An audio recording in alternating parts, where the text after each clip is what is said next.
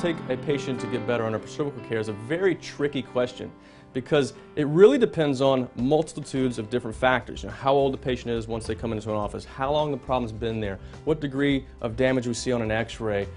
So really it encompasses many different factors. So we can see people get immediate symptomatic relief or problem relief right after a correction, and sometimes it might take months or years to the body to completely resolve itself of a health condition.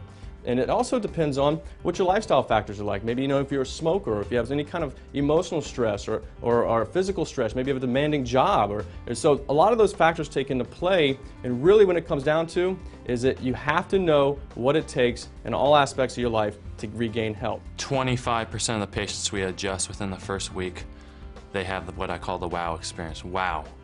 If I had known about this 20 years ago, I would have been here 20 years ago. The other percentage of patients, they slowly start to come out of their problems.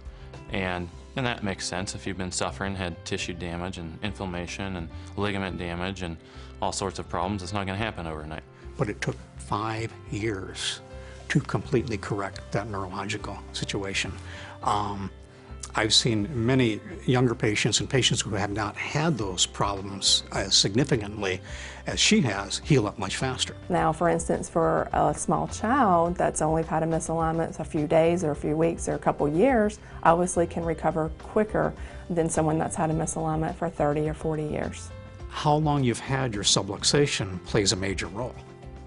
If you were dropped on the floor or fell off the changing table at age 1 and came in to see me at age 30, 30-year-old patient's pretty young, but they have a 29-year-old subluxation. And the problem that they're going to have is their muscles will have amnesia. They've lost their memory. So they do not know how to pull themselves back in place. So you might think the #1 objective I have is to get rid of your pain and get rid of your symptoms. And fortunately with upper cervical, that's usually the first thing to go away. But what I'm really concerned about is getting the memory back in those muscles and ligaments so that they can start pulling the segment back in on their own. I don't want to follow you around the rest of your life when you go to Yosemite, well, maybe when you go to Yosemite, Hawaii. But what I'd rather do is have that spine regain its memory it's supposed to have and learn how to fix itself.